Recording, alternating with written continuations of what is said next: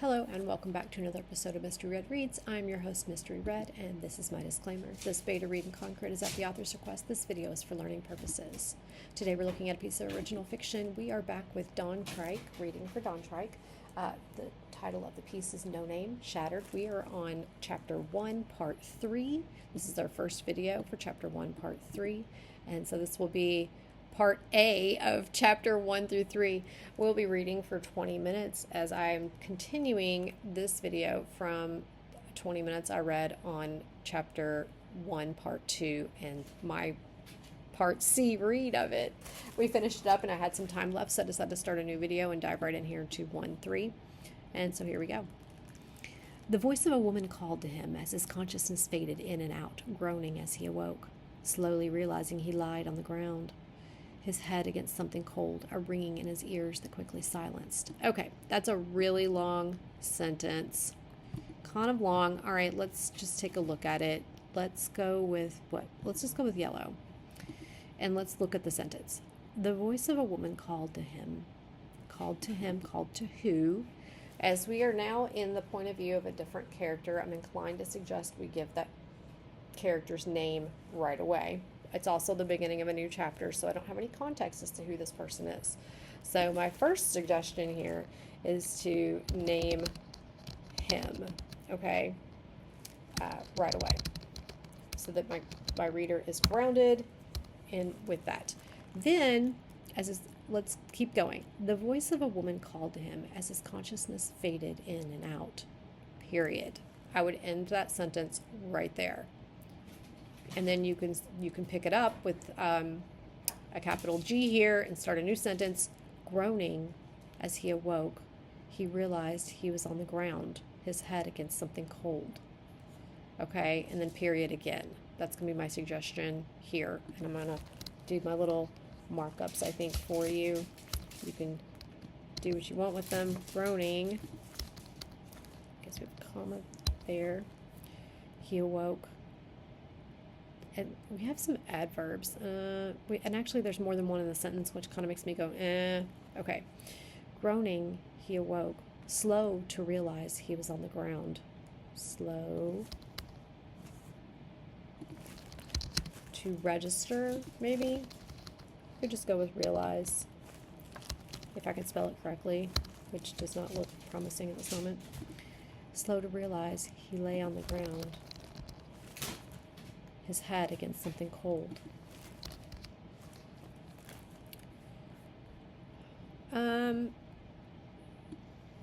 I don't know if we need the ringing in the ears. I might just omit that. I don't know what your word count is, or if you're looking to cut. If you are, I would just cut it. You don't need it. It's a little bit extra. If you really, really want it, I'd start a new sentence with it. His ears were ringing, but you've already got like nice detail in here, and so it just kind of felt like extra that you could trim. Let's go with that. His eyes adjusted to the side of the brown, needly cloud. Getting to his knees, he groaned, pushing to stand tall. He squinted, from a gust blowing the cloud into his eyes before white hair bumped into him, the sound of a woman stumbling a moment later. The woman was near a foot shorter than him. Her clothing was more colorful than he was used to. He reached out to assist her. "Are you all right? Let me help you up," he said, seeing her squint and eyes watering. Okay, so did he just squint? So we have like a little bit of an echo there. I'm just going to highlight it and point it out to you. We'll keep going. There we go. "Yeah, just this damn dirt and dust got in my eyes. Thanks," she responded as he took her hand, pulling her to her feet. The sound of metal echoed throughout the forest. He heard the voice of a woman. His hair stood up and his spine shivered. Okay. So he's helping her get up. It doesn't seem like he can see her clearly. He just saw her hair and that she's shorter than him. So I guess he's not really seen her face yet, is what I'm gathering. And then he heard the voice of a woman. Is this another woman? I'm gathering this. I think this is another woman. I kind of want it to be separate than this part right here. If it's the same woman, I'm confused because he just helped her to her feet. So he's hearing the voice of the person he's helping him. Okay. we're just going to put musings in video, and you can kind of follow my confusion there and figure out what you need to do with it. All right, and we're going to keep going. We might figure out that this is another person, and I kind of am inclined to suggest it. I think it is, and I'm kind of inclined to suggest you put it away from this interaction with her, because that's part of what confused me. You've got him helping a woman up, and then he's hearing a sound in the forest, and then he hears a woman. So I'm guessing there's another woman. His hair stood up and his spine shivered. Maybe we should describe this sound. Like it's a woman's voice, but is the sound something about her voice terrifying, or does he recognize her voice? We're going to keep going. We might get the context that I'm needing, but it may also be supporting the idea of separating this out as a new paragraph, a new thought, a new event, something, you get it, a change from here, or transition. Thanks for that. Are you in? Sure. She turned her head, hearing the same noises. That must be the guard. Can you believe what happened to the moon? That was bleep intense. The voices of the armor and woman caused him to tremble in her hand before he could help it no longer, and took off, running into the wispy woods. Okay, wait. This feels kind of knee-jerk, and I think back here, when he heard the voice of this woman, and I suggested that you say what it was about the voice. Does he recognize it? Internal thoughts. I think we need his internal thoughts. Okay, he's heard the voice of a woman. He's, his spine straightens or whatever, given the physical reaction. Okay, so his hair stood up and his spine shivered. Got it. All right. Right in between here, he heard the voice of a woman. Oh no. Have an internal thought. Oh no. Oh no. I know that voice. See, I don't know what his internal thought would be, but I'm kind of giving you an idea of what I'm trying, and I'm trying to give you an example of what I'm trying to get at. Either here or even here. I'm kind of inclined to have the thought before the physical response in this pairing right here in this paragraph, but it'll work also here. But you kind of don't want the internal thought to feel like an afterthought. He heard the voice of a woman. And then he has internal thoughts about that voice that he heard that prompts this physical response. Okay? So then when we get down here, the voices of the armor and woman. That's okay. The armor doesn't have a voice. The armor has sound. Clinking, clanking, stomping, banging. The sounds of the armor and woman's voice caused him to tremble in her hand before he could help it no longer. He took off. Okay. I get that he's afraid. You've shown it. You've told me. Okay. You've shown it there. But so first thing is fixing this part right here. The voices of the armor. So the armor does not have a voice. So I'm just gonna highlight that nice little shade of pink. Armor does not have a voice, okay? And I think that you're actually kind of thinking of the woman's voice when you say that, but the way that it reads is saying the armor's voice. And the clanks of the clanking, whatever, the clanking of the armor and the woman's voice caused him to tremble. Well, why? Okay, so this is going to be more effective if you have his internal thoughts in even up here as well as here. Okay, and then before he up and runs off, if we have these internal thoughts, when he runs off, it's going to make sense. Oh, I cannot be here. I cannot be found. Nope. I gotta go.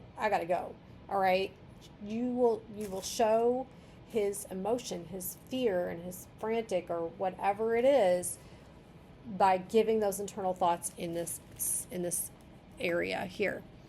And let's see. The voices of the armor and the woman caused him to tremble. I would just omit in her hands. He could jerk away. You have his internal thoughts. You might not even need this sentence if you have his internal thoughts. And then he began to tremble. Okay, so you have his internal thoughts, and then he begins to tremble. Before he could help it, he took off, running into the wispy woods. There you go. Okay, something to that. It tells you kind of where you need to adjust a couple of things to make that work for you. Wait, hold on. Was the last thing he heard from the white-haired woman before the sound of twigs and branches snapping beneath his feet replaced her pleas. Fully nude, he ran through the woods, ducking under all but the highest of branches. His short brown hair barely moved as he darted between the trees and jumped over the brush. Soon the white of the wispy woods were replaced by green pine trees. Okay, I'm pausing. So this dude's running naked through the woods. He helped this chick up off the ground. He's running naked through the woods. I'm wondering if he didn't bust out on one of those meteorite rocks, okay? Because he doesn't seem like the couple having sex. Unless this is the couple they thought were having sex because they said there was evidence of it. And I'm guessing that they derived that if this is like Marigold's group catching them. And I'm guessing they derived that because he was naked. But it could be that he was naked because he emerged from one of the rocks. So this is my reader thoughts. Fully nude, he ran through the woods, ducking under all but the highest of branches. His short brown hair barely moved as he darted between the trees and jumped over the brush. I don't know if this is important, if his hair is moving. Soon, the white of the wispy woods were replaced by green pine trees. I'm kind of wondering one thing here, though. One little detail that would back me up. I don't know who this guy is yet, so I don't know if he's familiar with these woods or if he knows that the name of them is the Wispy Woods. If he's never been to them before, how would he know the name of them unless the white-haired girl has told him? So that's just some food for thought. If he has landed from a meteorite and emerged from a meteorite, how does he know the name of the place where he is? Because we're in his mind. We're in his internal thoughts. You know, or actually we need them. We're really needing his internal thoughts is what's happening here. Because he could internally muse that he does not know where he is. And then we don't have to say it's the Wispy Woods because we don't know. But I am kind of looping back here and thinking this is the couple and you had that reasoning. So you know what part worked and what part isn't, or a detail that might need some attention. So hopefully these musings help. But that's a detail. All right. As he ran, he thought where he should go. Oh, because here he goes. Okay, so he's thinking, where should I go? If you want his direct internal thought, you can have. As he ran, he thought where he should go. Where should I go? But he had zero idea. Okay, here's the kind of the things that I was kind of needing, I think, up here. But again, noting that whether or not he would know the name of the woods, because we don't know if he knew where he was or not. So I'm kind of getting some of this information, but it's after the fact, and then we have that still detail kind of hanging out there. As he ran, he thought where he should go, but had zero idea. The questions and fears burst forth to the forefront of his consciousness. Nope. Okay, right here. Put a period here. Let his thoughts spiral. He's running, and as he's running, his thoughts are spiraling, and we will get caught up with him in his experience. We want your reader to experience the story with the character. So give them, go ahead and state, let his thoughts spiral a little bit. Okay, when you're running, or you're in an intense situation, and this is for him, okay, he's having an experience, let his thoughts spiral a bit, and then we're going to feel what he's feeling. Why am I in the woods? He ran between trees, ignorant to the wood floor, cutting his feet as he ran. Okay, when I read wood floor, I literally think of wood floors like in a house. So I get he's running through the forest floor. He ran between trees, ignorant to the forest floor, cutting his feet as he ran. I think I'd say forest, and I know this seems really petty or whatever, but when the reader's reading, I want their mind on the exact path without having to like pause and process. Okay, I kind of want it to just seep in, and that the experience will become more immersive, and they're just going to be like totally lost in it. If anything that during the read gives pause, we have to question why that is, and if it's simple, we just want to fix it or adjust it so that it does not give pause and the reader gets a smooth read and therefore a more immersive experience. Okay, so in this case, there's another meaning to the wood floor, and we don't want them to be distracted by that or give pause and have a different image than the one we intend, and so therefore I suggest this slight adjustment. Where am I? He pondered, not noticing he'd begun running in circles. Okay, so he clearly does not know where he is. I got that, and honestly, I got it before he said "Where am I?" because he's just running in circles. All right, who were those people? She mentioned they were guards, but for who? He contemplated in his mind. You don't have to say. Okay, if he's, I don't want you to say in his mind, but I'm also wondering, all right, these are his internal thoughts and they're his direct internal thoughts. I would kind of be inclined to take out the quotations and just let them be in italics. Let's see. Because I thought they were spoken dialogue and that he's just talking to himself, which is also fine. You know, like he did up here. Where am I? He pondered. All right. Who were those people? She mentioned they were guards, but for who? Let's see. It's working. I'm just going to note that I'm using in video. Okay, so that you have my little thoughts, and I kind of mark the spot for you. Who were those people? She mentioned they were guards, but for who? He contemplated. I hope she's all right. Maybe I should have stayed. He was oblivious to the fact that he had run all the way back around and back into the other end of Wispy Woods and into the nearby plains. So we've got into and a lot. So let's see. He was oblivious to the fact that he had run all the way back around and into the other end of the Wispy Woods. Back to the and we got back again. Back and back and back and back.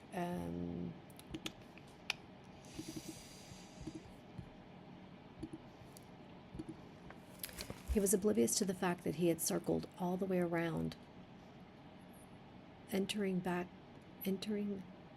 all the way around into the other end of Wispy Woods. Okay, so it's like our narrator is giving information that our character doesn't have, and I don't know how I feel about that. Because if I'm with my character in an immersive experience, then I'm having the same experience they are as they're having it, and I don't have all the information. It's fine, he's lost. You can have him actually, instead of saying he's oblivious, you can have him start to realize that this looks kind of like where I started from. You know, he can look around and be like, oh, that looks like where or maybe something on the ground marks the spot very, very distinctly, and he recognizes that. Okay, he's, oh, I've already been here. And you can have him realize it. Yeah. So I'm saying these things in videos so that I don't have to like write up all the thoughts of what my rationalizing is as I'm reading this. That woman, who was she? He pictured her and her white hair. While her face was in pain, she was a pleasant thought. Okay, I don't remember him seeing her face. Like, I don't remember any description of her face, her eyes, or nothing. I kind of felt like she was just a white head that he spoke to. So I don't actually... Ooh, I did not mean to do that. I don't actually have a visual, and I didn't know she was in pain. I just know he kind of came upon her. I don't know what her situation was. That woman, who was she? He pictured her and her white hair. I'm going to say I'm using some video to explain what my thoughts were rather than repeat them all. The stirring emotion made his body catch the wind. What? The stirring emotion made his body catch the wind. I am inclined to remove that. I don't know what that means. He finally looked down. I'm assuming he's running. He was on foot, right? Oh, he's looking down to the ground now. Okay, hang on. Why in the various colors of hell am I naked? He yelled out into the grassy plains. Love that. Love it. With every step, he tried to remember why exactly he was out here. He jumped over a fence twice his height, running through stalks of corn several feet taller than him. Did I get drunk? No, that can't be. Bad mushrooms? Never touched a mushroom in my life. Someone knocked me out? Maybe. But then who? Who? The singular question repeated in his mind as he trampled corn stalks. The ears of rainbow corn flew into the air. Sending ears of rainbow corn flying. There we go. Also, rainbow corn is so pretty. Even a dog, barking and running towards him through the fields, couldn't shake his focus. Like an echo in a cavern, each question has no answer. Leaving a trail of footprints, he left both the field of rainbow-colored maize and pooch behind, returned to grassy, wind-blown fields. So focused, he didn't see the dark pool cattail standing tall at the edges of it. With the 457th repeating of the simple question, it clicked. "Who am I?" he yelled.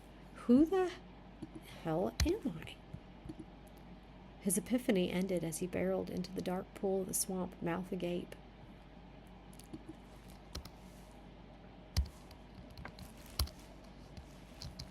He fell headfirst into a lily pad in the algae-covered surface, the cold, grimy water filling his mouth. Ugh, gag. Okay, sorry. Frog and fish scattered as he went beneath the dark waters, hitting the bottom of the swamp, flailing. Why? What is he doing? He's just completely out of sorts. Random thrashing only caused him to become wrapped in the stems of lily pads.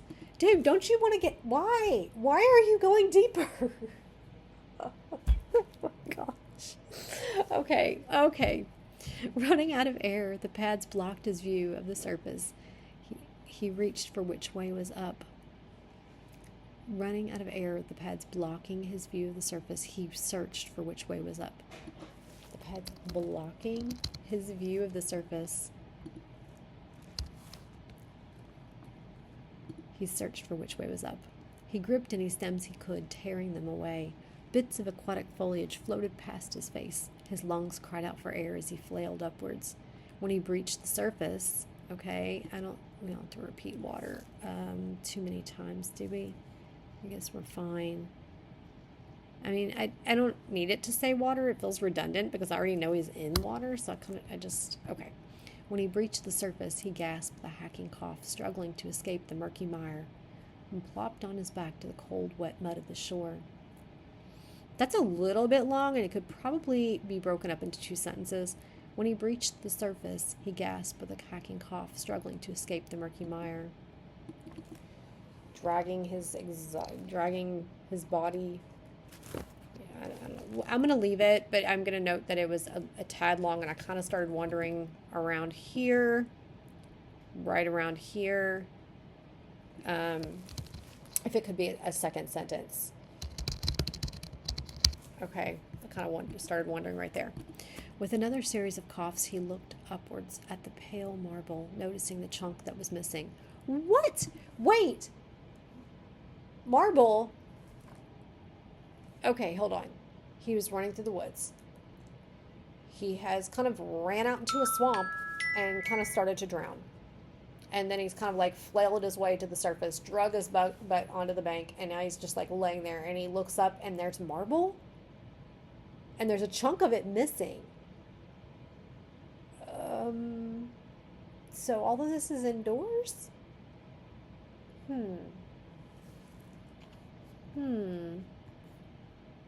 Okay. So my alarm went off. But I'm kind of like, hold the phone? All right, I'm going to highlight this pink. And I'm going to end here. And when I come back, I'm probably going to start at the top of this paragraph and read on down through, because I am super like, what